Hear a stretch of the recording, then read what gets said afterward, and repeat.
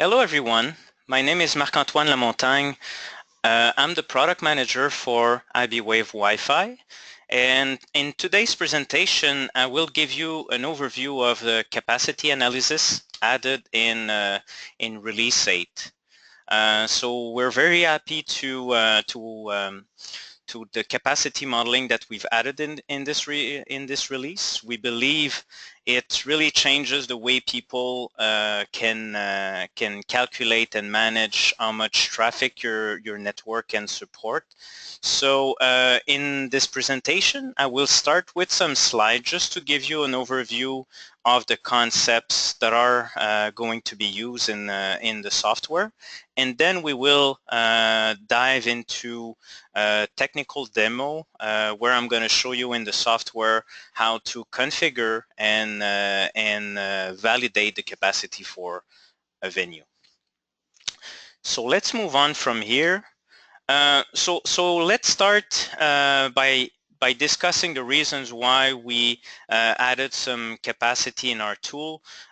We strongly believe that making sure that your network will support enough throughput and enough capacities to support the capacity needed in a venue is becoming more and more important. So that's why we wanted to add it in the software.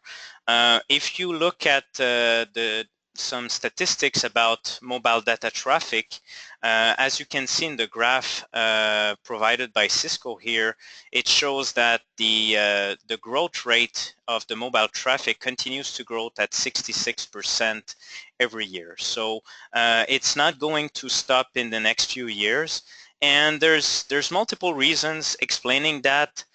First, in the enterprise, mobile data is becoming more and more critical in the business. If you think of, for example, in retail companies, you're going to see more and more machine-to-machine application that rely on wireless transmission. You can think of the robots, for example, that are being used at Amazon's that purely rely on Wi-Fi. And also you can look at typical office venues where you're going to see more and more people walking around with their laptops doing video conferences, and all these applications are really critical for these business.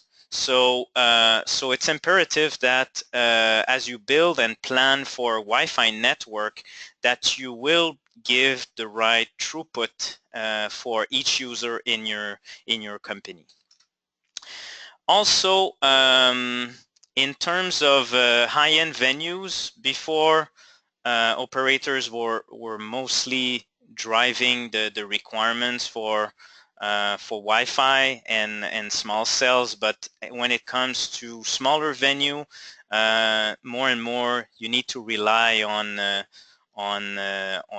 installer or the system integrator that will take care of the installation to manage capacity requirements as well. So basically we need to consider capacity as part of the design to support the requirements of your customers in the same way you manage today your coverage and throughput available for everyone. So let's describe a bit what we have done in iBwave Wi-Fi. So as you can see in the diagram here, it's a typical office building where you have some different application in different locations. So that's kind of a new concept that we're bringing to the market to be able to define capacity requirements per zone in your venue. Because as you look at an office building as an example, it's not true that requirements of throughput and capacity will be the same everywhere. If you design for the worst, you would basically have extra capacity everywhere, and you will increase your cost of deployment. So the best way to manage capacity is to be able to define specific requirements for different zones in the venue. So for example, in this floor plan here, you can define general requirements of capacity for the floor, but on top of that, you can define zones with specific requirements. So in this case, you have 40 clients in a cafeteria to support, and you have also a conference room with 10 clients that you want to support with higher throughput for video conferences and other type of application like that. So so as an example here, you can define per floor in a venue how many people you have to support, what kind of user profiles you have. So we have different profiles that are configurable in iBwave. So we'll go through that in the demonstration. And then what we can also do is to define how much load will be taken by the Wi-Fi network and the cellular network. Even though iBwave Wi-Fi is a pure Wi-Fi tool, you still need to model that in certain venue there will still be some people using their phone or their tablet on the cellular network because for example they don't have access to the Wi-Fi, and that split between cellular and Wi-Fi might also be different depending on the zone that you're in. So all of that can be defined in iBwave. And same thing per zone, you can define number of people, the different user profile, and then a different load between cellular and Wi-Fi. So once you have defined those requirements, you can validate in the tool first using a capacity map. So as you run a capacity map, it will consider the zones and the requirements that you have for your network, and it will give you on a simple map if you are compliant with your capacity requirements. So if it's green, it means that it's good. If you have portions of the floor in red, then it means that you are missing capacity and you need to add more APs to your design. The second thing that we're adding in the software is an average data map that will give you in any location on the floor how much throughput you have in available per user. So that's also important. In the past, we were providing a maximum achievable data rate. So that means that's the maximum throughput that you can have for one user if that user is alone on the network. But the reality is different. You have many users sharing the same network. So the average data rate map will give you how much throughput in average every user can have, considering the traffic around him. So that's going to give you a picture much closer to the end user experience that that people will have. So it's a good, let's say, good information that you can share with building owner as you completed the design and before the deployment. And then lastly, we added capacity to the compliancy report. So as you probably know, in iBwave you can run a compliancy report that gives you on in one click your compliancy results for the whole venue and all the technology that you're deploying. So it will combine in the same report your results for coverage, for throughput, and also for capacity from now on. So in 2-3 pages you can see here that you're passing, for example, on 2.4, and then in this case here on 5 gigahertz you are not meeting your compliancy on for your network, and you can see what percentage of the floor is meeting your requirements of capacity. So another quick way to see the results and also reduce the time that you have to spend on reviewing designs. So that's all I wanted to show, just to explain the concept, but now we will go into the software and look at a real deployments.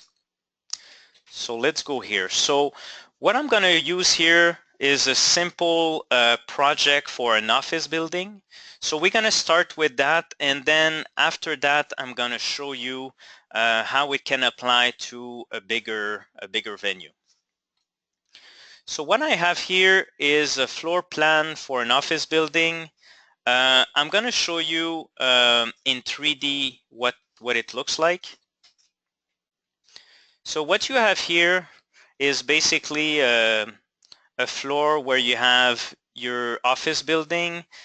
What you have is the surrounding of the venue is in concrete, and in the middle you have closed offices and partitions using dry walls.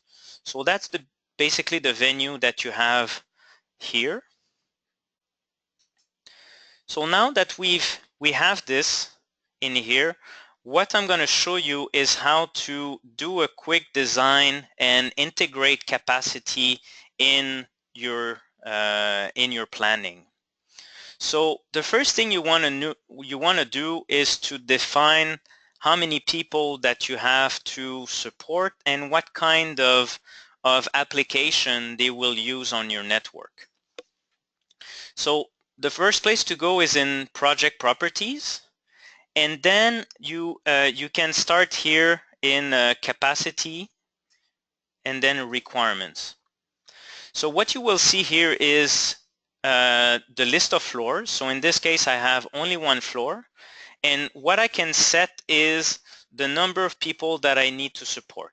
So in this case I'm going to put 100 clients to support, and then I'm going to set the user profile.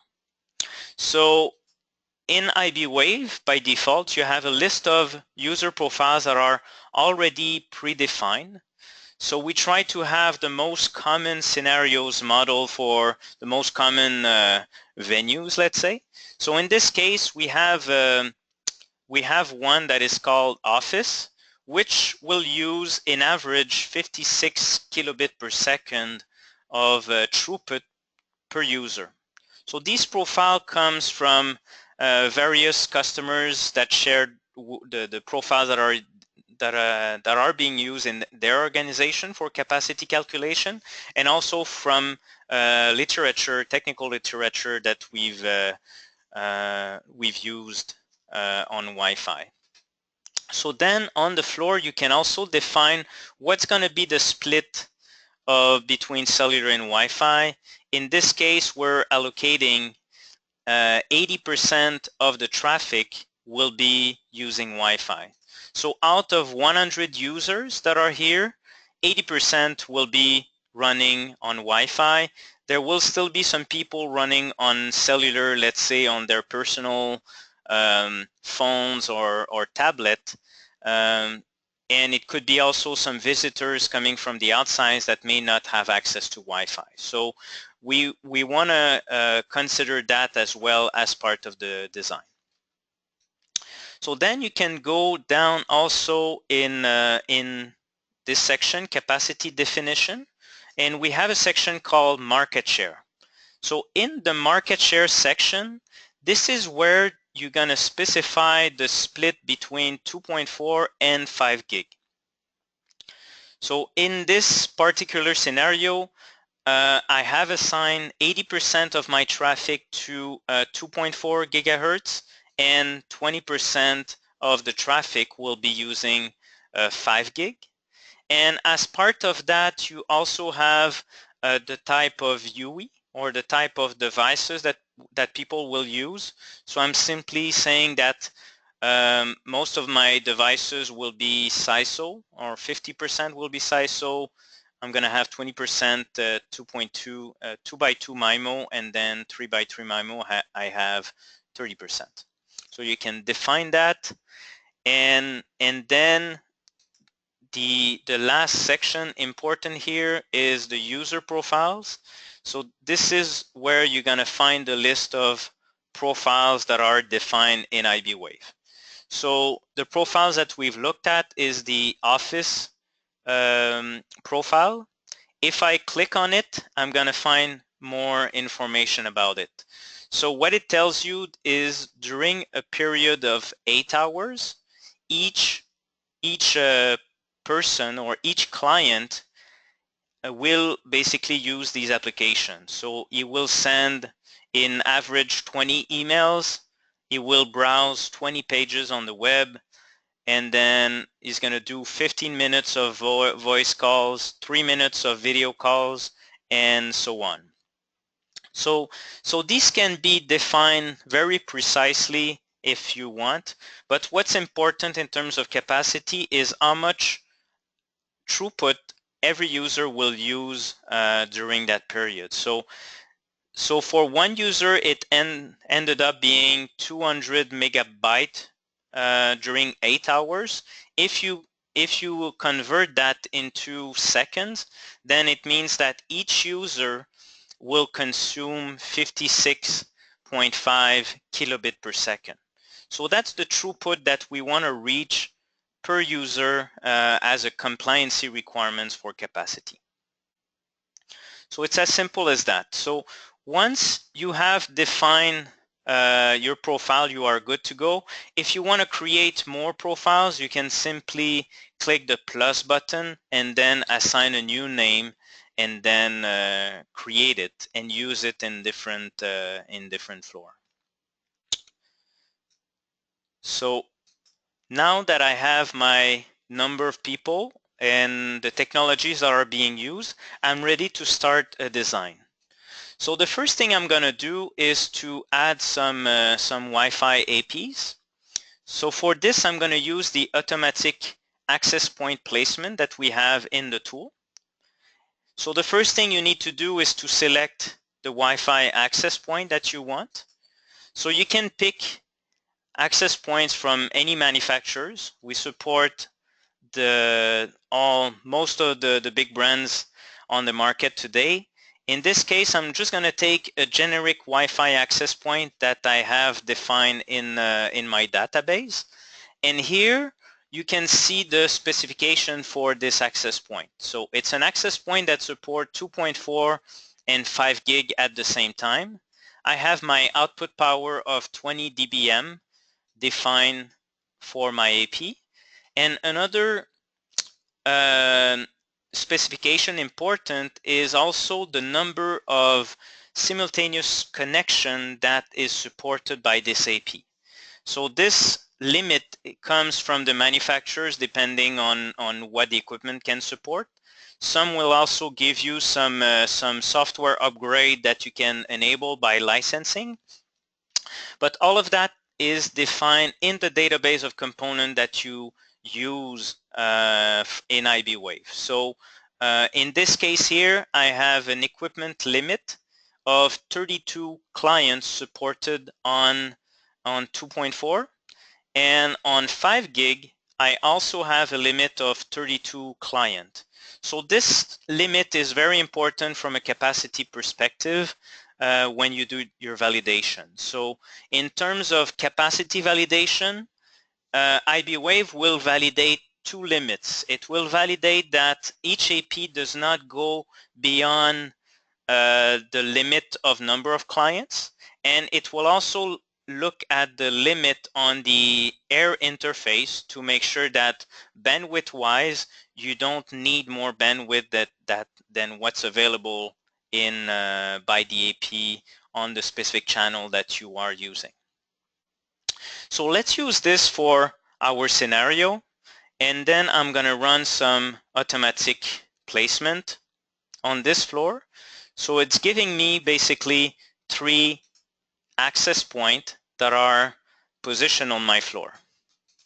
So from here, I can run all my output maps to see what kind of result I can get. So I have my maps already pre-created for 2.4 and 5 gig.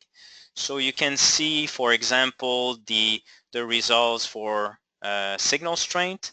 I have my best AP map, and also I have a capacity map. So it's basically giving me green everywhere. So on 2.4, the software is telling me that I have enough capacity with those access points to support everyone.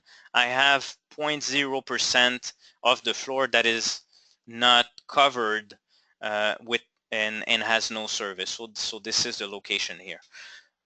But let's now look at at the details here. So on 2.4, you can enable the probe, the signal probe that we have for this output map. So when I enable the probes, what it's giving me is much more details in terms of capacity. So if you look at the probe here, what it's telling me is that right now at this location, I am using 8.16% of airtime utilization out of a limit of 80% that is defined in my project. So I want to make sure that I'm not using more than 80% of the airtime. But in this case, it's only 8.16, so which is good. And then you can also see that based on that, I have a traffic number of people currently of 24.98, so about 25 people to support on this AP out of a limit of 32, which is just the line below. So in terms of equipment limit, I'm also okay. And lastly, you can see the data rates results. So the last line gives you the target throughput, the 56.53. So this comes from the project properties which we've looked at earlier. So that's what we want to give to each user. But because we have a lot of airtime available, it's giving me an average throughput per client of 554 kilobit per second. So we have way more throughput available per user than what is needed. So for each AP, you can see the different results. So on this AP 0 here, we have 9.3% airtime. And then in this location, we have 4.73%. So quite low here in this section. So we are quite good.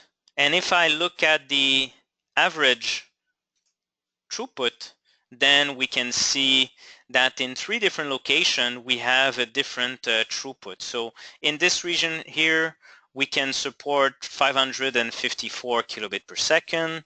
On this AP, we have 483, and then 955 on the last AP here. So we can validate the capacity on 5 gig as well. So if you look at the capacity on 5 gig, we are green as well. But what you can see is that there's actually 11% of the floor with no service. So we have a bit of problem here. So what I'm going to do for 5 gig, I'm just going to adjust here my design, and I'm going to add one more AP to make sure that I'm giving service everywhere on my floor plan. So I'm going to add one more in this location. I move this one a little bit more. And then what I'm going to do before I rerun the map is to run the automatic channel assignment, which I forgot to run earlier. So this is going to make sure that I am using non-overlapping channels on my design. So you can see now on 2.4, channel 11, channel 6, channel 1, and on 5 gig I have channel 48, 36, 40, and 44. So I can rerun my map.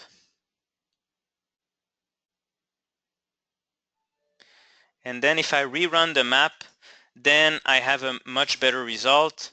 I'm green everywhere again, except that in the staircase here, which is okay. And in terms of capacity, I'm also okay. I have a very low airtime utilization in each section of my floor.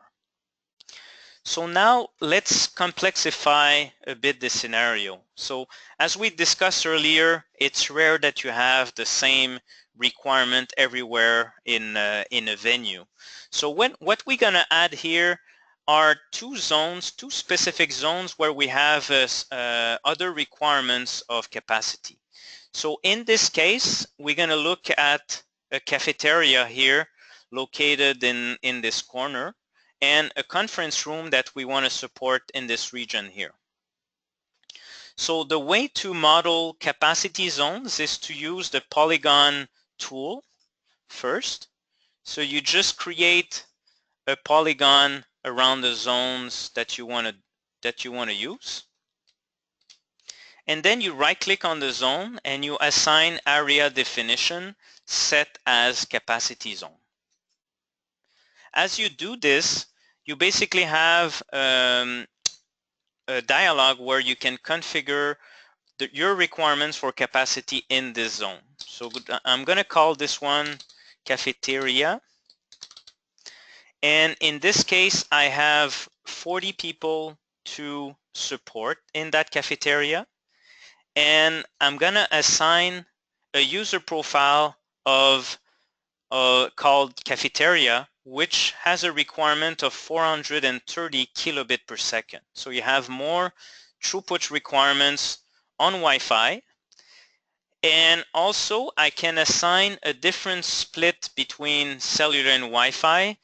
Because we are in a cafeteria, you might have people coming from the outside that do not have access to Wi-Fi, or during lunch they are using their personal phones. So in this case, I'm going to leave 40% of my traffic will be using cellular, and then 60% will be using the Wi-Fi network.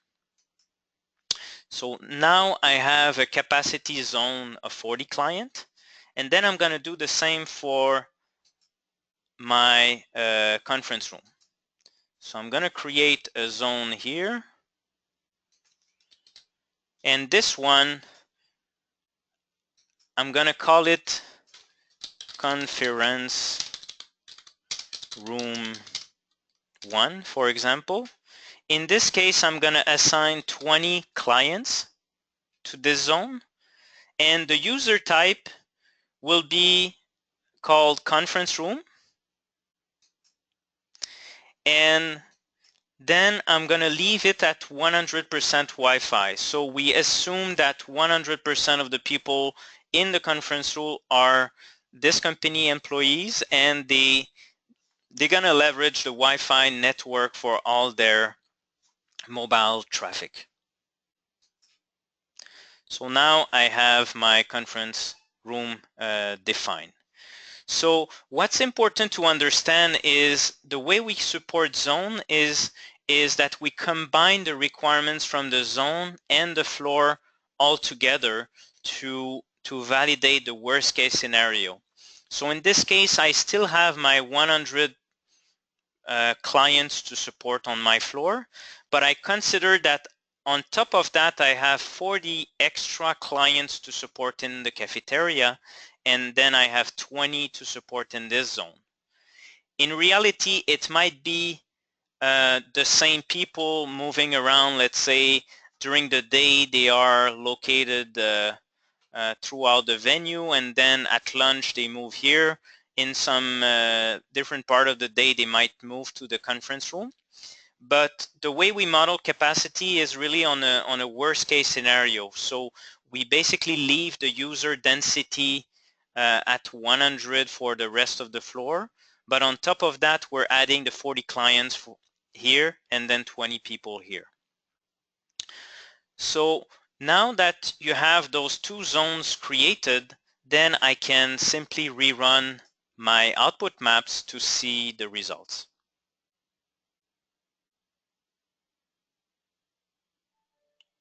Okay, so now let's look at the output map. So what you see here now for 2.4 is that you have a zone in red here. So this is the zone covered by AP1. So if we want to understand a bit more the problem, we can activate the probe, and you're gonna understand quickly why we are failing. So just from the legend, we can see that this color means that it's failing because of equipment limit, and on the probe you're gonna see the results. So the airtime utilization is at 2.6 on this part. So the number on the left covers the zone you're currently in. So in this case, we're talking about the floor. And the number on the right is the total airtime on covered by this specific AP, which is 21.6. If I move to the cafeteria zone, I now move to 19% airtime utilization just for the cafeteria, and a total of 21.69 total for the AP.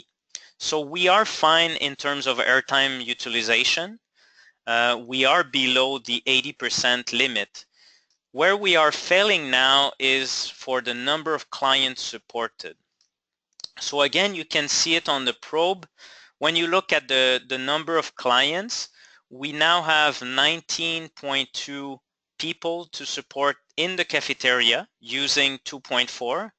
So if we remember, we've assigned 60% of the traffic on 2.4. No, sorry, on Wi-Fi in this zone, and out of the Wi-Fi requirements, we have 20% that are using 5 gig and 80% using 2.4.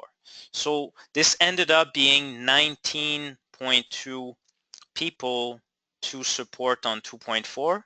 And if we combine with the zone here in the office, we ended up having 36.75 people to support by this AP. But if you remember, we've assigned a limit of 32. Therefore, I have a problem. I have too many people to support on that AP.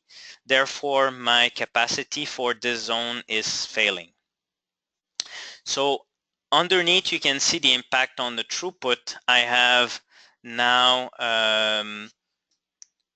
208 kilobit of average throughput and a target of 56. So my problem here is the number of client.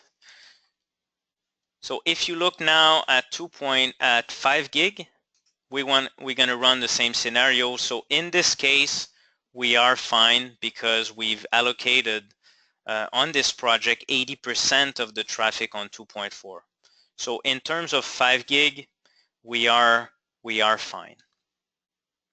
So if we move back to 2.4, let's try to fix this problem. So so we have 40 people to support. So the best way to do that would be maybe to move one AP in the cafeteria and then add another one maybe in this zone here. Let's move it here so we can cover the stairs, which was not covered. So now that I have my new AP, I'm just going to rerun the automatic channel assignment. And then I can rerun my capacity.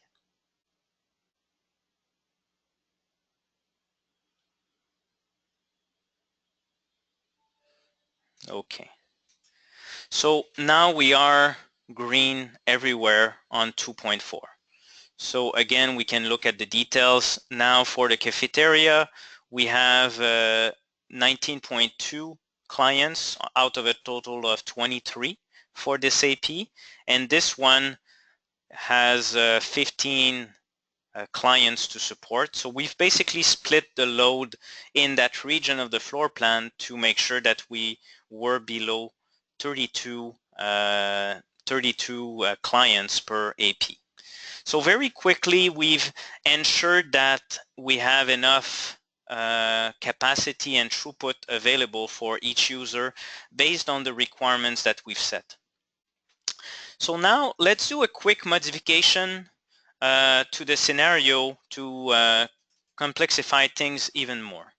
So now my conference room, I had my user type conference room defined, but now I'm going to change this and I'm going to assign a conference room profile which higher throughput requirements. So let's say it's used in a lab where you're going to have many people doing video streaming at the same time on in this room. So in here, I have a requirements of 2.48 megabit per second to support per client. So that's what I'm going to use here, and I'm going to rerun the scenario to see what happened.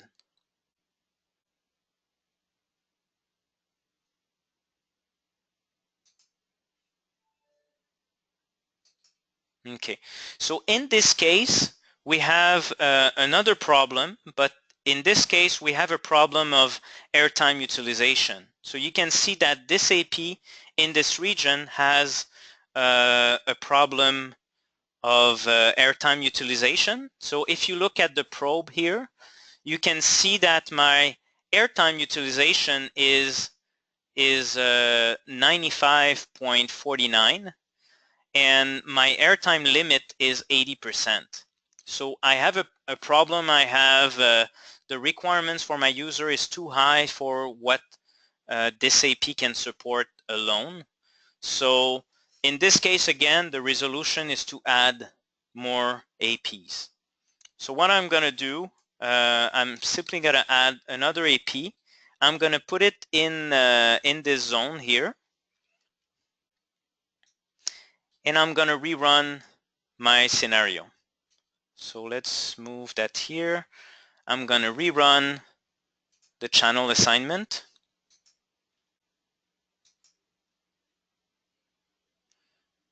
I'm going to close. And then I'm ready to rerun my capacity map.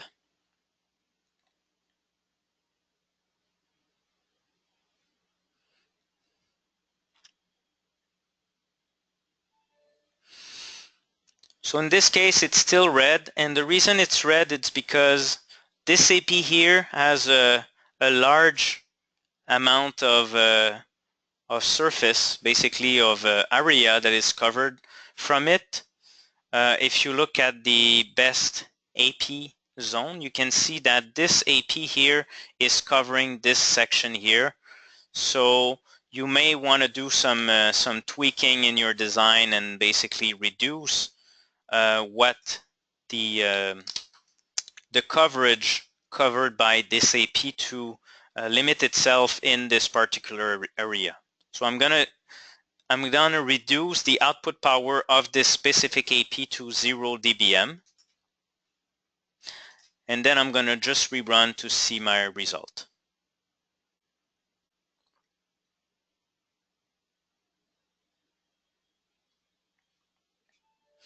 Okay, so you can see that the region covered by this AP has reduced. So you have less people outside of the conference room to support. And if I rerun the capacity, I still have a bit of problem. So my airtime is still too high, but I'm getting closer. So you can see the result. Basically, in that conference room, I have an average throughput of 2.1, and I have a target of 2.848. So you could continue to optimize this design to reach green everywhere on the plan. So here we've basically run through a simple scenario with an office building where we had to cover requirements on the floor and also for a cafeteria and the conference room. So you can see now how to troubleshoot and optimize your design. But what's really important to remember is now as you're planning and validating your design, instead of using a spreadsheet outside of the tool to calculate if you're gonna have enough capacity in your design, you can simply leverage the functionality in the tool.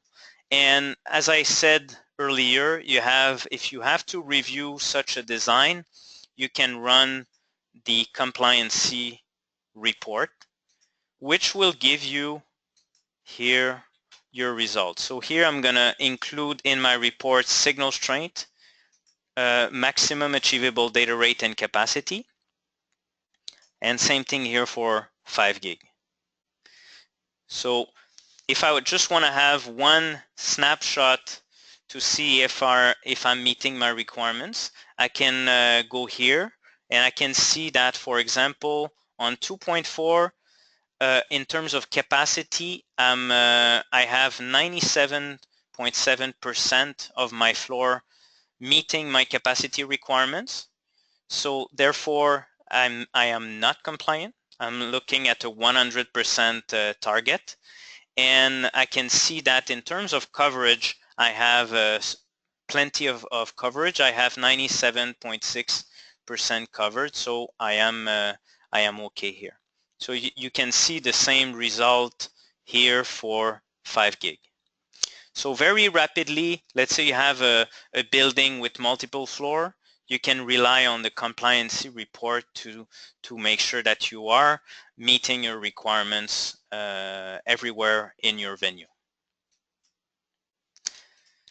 So let's now look at a bit more complex scenario.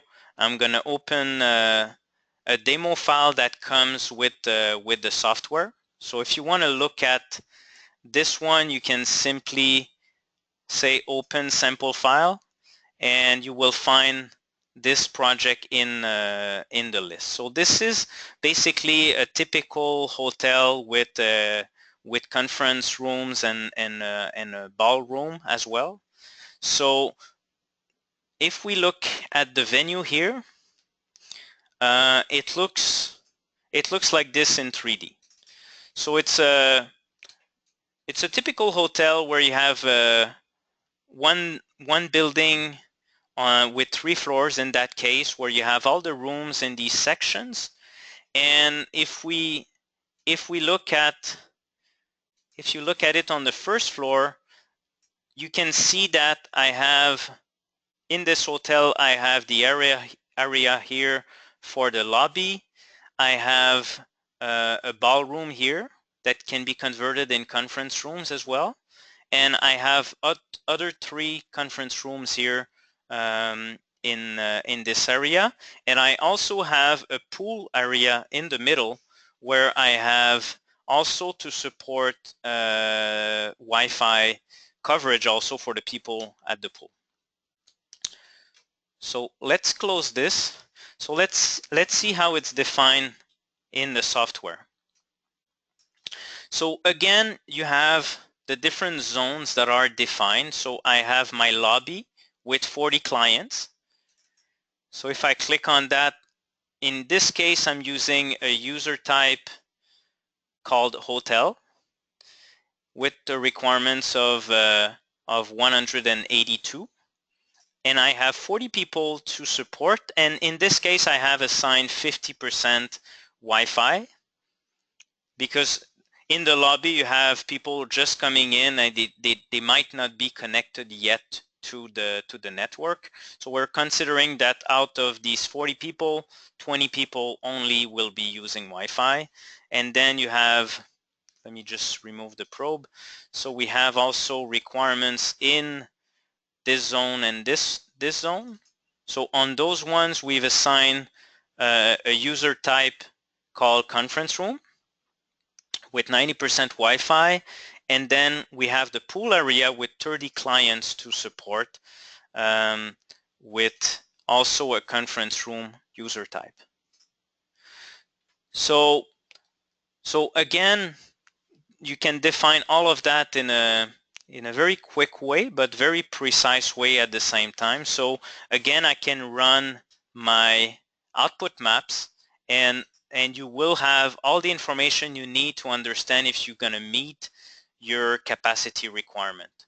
So if I run capacity for 2.4, in this case, I can see that this zone here is going above the limit in terms of equipment. Let me just move this here. So I'm failing in this zone for equipment, and in the zone where I have the first conference room, I have a problem of airtime utilization. Again, if we want to understand with more details what's going on, you can look here at the probe. So what I can see here on with this AP, I have 93 people to support in that zone. So that combines 30 people in the pool.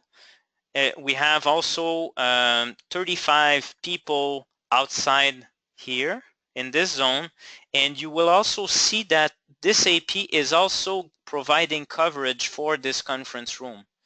So it's kind of a bad design because you're covered by the outside, but it shows that you have 35 people to cover extra on this AP because of that. So we are failing because you have 93 people and you can only support 64.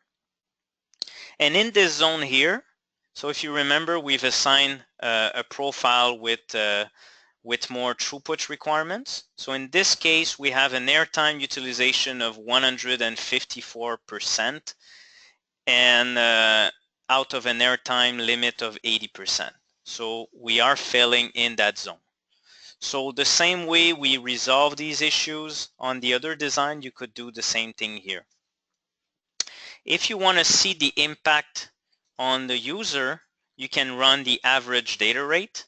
So from here, you can see exactly what throughput each user can expect in different locations on the venue.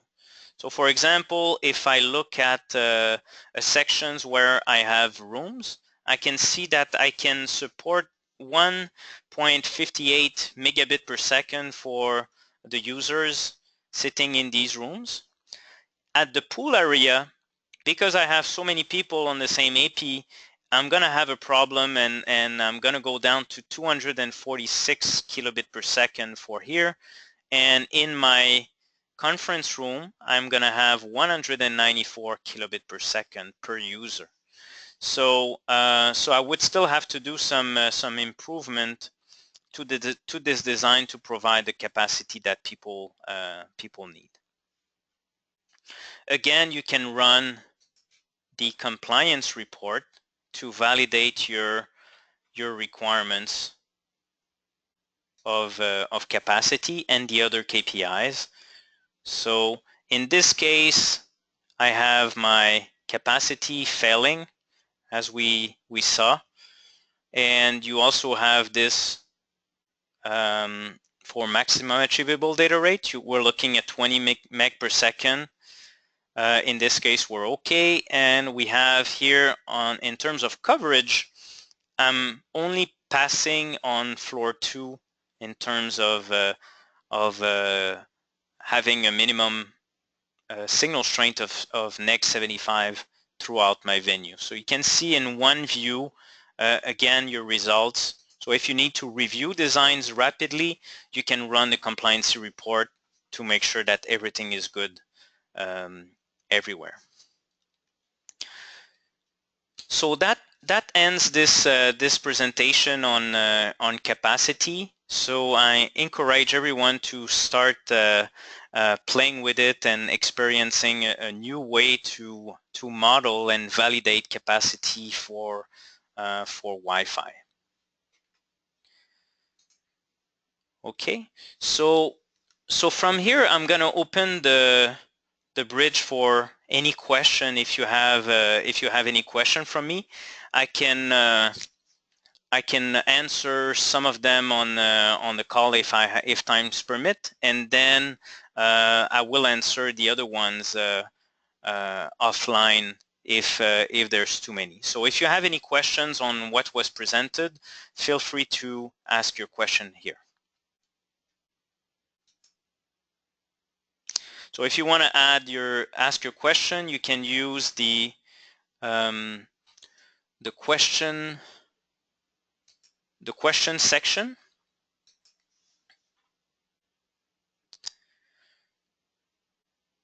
Okay, so let's start with this first one. Does the program evaluate co-channel interference?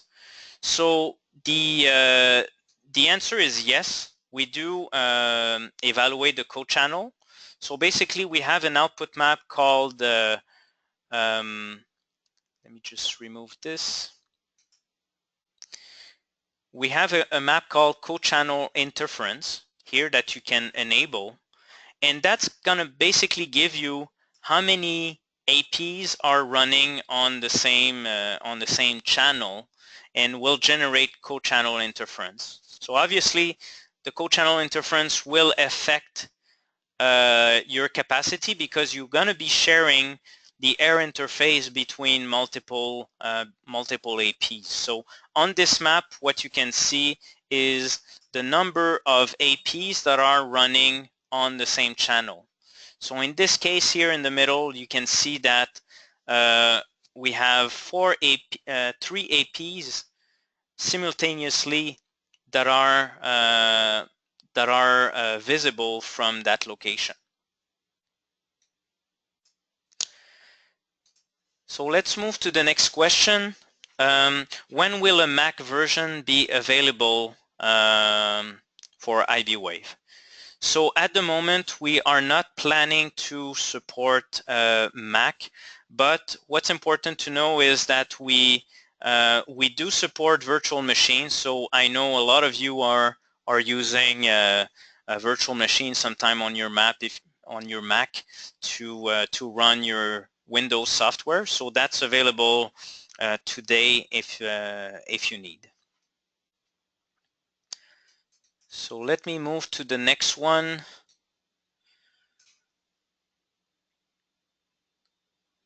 Okay, after assigning the capacity, can we run automatic access point placement and mark the APs?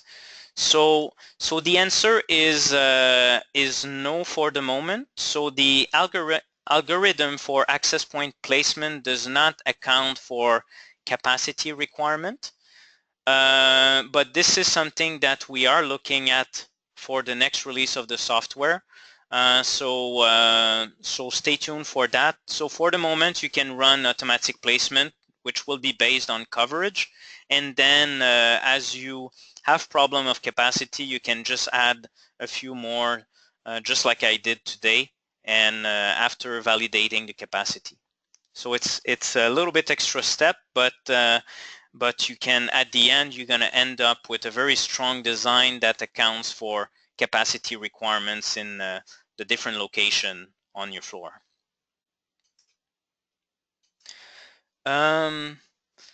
Next one is, do you have any validated real-world deployment that correlate with the iBwave results? If so, can you share this data? So yes, we started collecting some real-world results. Actually, before releasing the capacity, we've worked with expert from the field to validate our algorithm and how we do it. And we have run this on real venues as well to validate. What's also important to know is that we've also worked with Revolution Wi-Fi. I don't know if anyone knows this company, but they've created a very nice spreadsheet to validate capacity for Wi-Fi. So as part of that, we've included Andrew, who created this Excel file as part of the design and validation of our algorithm. And before we released, we validated that our results were aligning with the results of the spreadsheet from Andrew to make sure that it's aligned with it. And I know this spreadsheet is used quite a lot in the Wi-Fi world. So as you use iBwave for Wi-Fi in the future, you can rely that it's going to give you the same results as what you were getting before with the spreadsheet. But on top of that, you can now support zones with additional requirements, which was not possible to be modeled in a spreadsheet. Could you show the shortest way for project creation? Unfortunately, I won't have the time to do this today, but certainly we can plan another demo of the tool in general so you can see how quickly you can model a venue and create a design. Is there UDP option for capacity estimations? I assume current traffic model is based on TCP. So this is true. It is based on TCP. So we do not have options for UDP. But what's important to understand when we do the survey or the Wi-Fi collection, either in passive or active survey, well, actually just on active survey, we can define the option between UDP and TCP there, but from a capacity modeling, we don't have any option to specify UDP or TCP. So now, let's see, we have one more here. How do you decide the throughput level for each and every AP? And do we assume that the cellular and Wi-Fi breakup for every environment? So here, I'm just gonna check.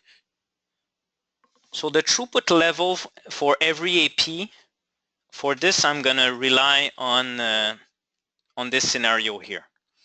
So if I enable the probe here, so what you can see here is my airtime utilization is 2.25 out of an airtime limit of 80%. So my target throughput is 56.5. So that means that limit of 2.5, well, let's see. If you take every user in that zone, meaning 16 users, if they are using a target throughput of 56, we would end up with an airtime utilization of 2.25. But the way we calculate the average data rate is to basically assume that the airtime utilization is taken at the limit. So if we give more throughput and reach a limit of 80%, then each user would consume 112 kilobit per second. So the way we calculate the average data rate per client is basically maxing out the airtime limit with all the users that we have in that specific zone. So that's how we calculate that. And in terms of, if I go back to the questions, the breakout between 2.4 and 5 gig and also cellular is taken from the project properties. So if we go back to the configuration in my market share, I assume here that I have 80% of my traffic using 2.4, and then on 5 gig I have 20%. So that's true throughout my venue. And then per zone or per floor, in this section here, I have my breakout between cellular and Wi-Fi, meaning in this case 80% on Wi-Fi, 20% on cellular. So in reality, if I have 100 people, that means that I have 80% of those running on Wi-Fi. 80% will be on Wi-Fi, and then I have a split of 80% on 2.4. So if we take that 80 people, out of that 64 would basically be using 2.4, and then I would have the remaining 24 that will be using 5 gig. So this is how we basically split. So it's a bit of calculation, but all of that is done under the hood. What we wanted is to have a very simple way for the user to define it. So instead of that, when you speak to a building owner, they don't need to worry about all the split that you're gonna have. You simply need to define how many people you have in the venue, which is normally easier to get, and then the breakout can be done later on, and we do all the calculation under the hood to provide the results. So unfortunately, that's all the time that we have available, but I will answer questions separately by email to the users. So so I would like to thank everyone for your participation on this call and your interest. And obviously you can reach out to any iBwave representative if you wanna have a trial of the software, or if you wanna have more information about what we do. So thank you everyone, and have a nice day.